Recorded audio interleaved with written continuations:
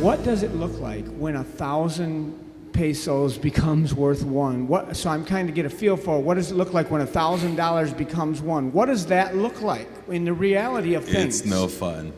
It's no fun. And precisely what you said. You know, okay, well, everybody in Mexico had the same thing, so there should not be impact.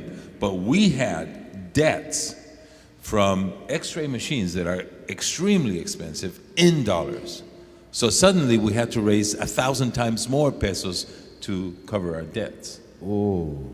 It is And no you're the fun. ones, and you are the ones who are giving jobs to people and we're in positions of So authority. many companies and- went bankrupt just because of that. Could that happen in the United States? Oh, it's happening right now, simply because people do not have the cash. That's why we saw Lehman Brothers go bankrupt, why we saw General Motors, Chrysler go bankrupt. They burned through all their cash. And money answereth all things. I'll tell you what, a can of beans is going to be worth more than $1,000 in a day to come. That's right. You write that down. In the very last days of times and when the economy is falling apart, what you do is if you grow turkeys and you need gas and the gas station guy is hungry, you just take a turkey to him. Exactly. Barter. That's right. It's a barter. Localized barter system. And this is how you're going to survive in the last days. So it never hurts to have something you can barter with. It never hurts if you got a good deal on something you know that people would need to survive in the last days, and if it's not perishable, it wouldn't hurt to put some of that away. Like you could have That's you know, right. I don't know, I'll just make up something. Like say you need people are going to need a special bottle opener or something.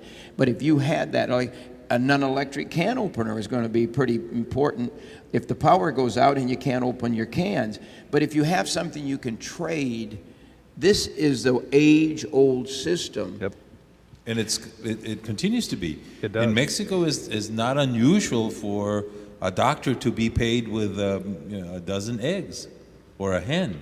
His kids want to now. eat too. I mean, Yeah.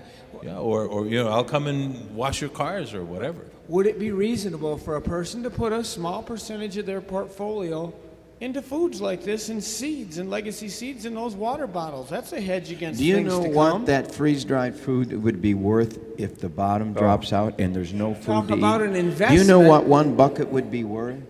People will give gold coins.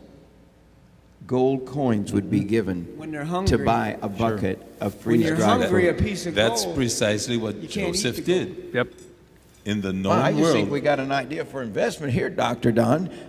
People ought to do this and stack some away because it would be bartering. See, people throughout history, people, not governments, not central banks, not even nation states, but people ultimately determine what money is and what money is not. Yeah. And this food over here, when you have a 50% decline in the value of the dollar, then immediately you have a doubling in the value of the food.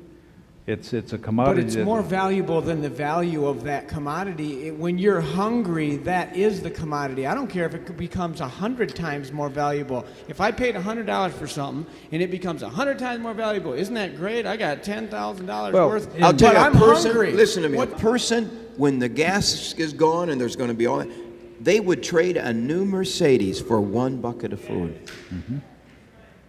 Yep. Don't tell me you wouldn't. If you're dying, food is going to be king. Food God- is going to be king.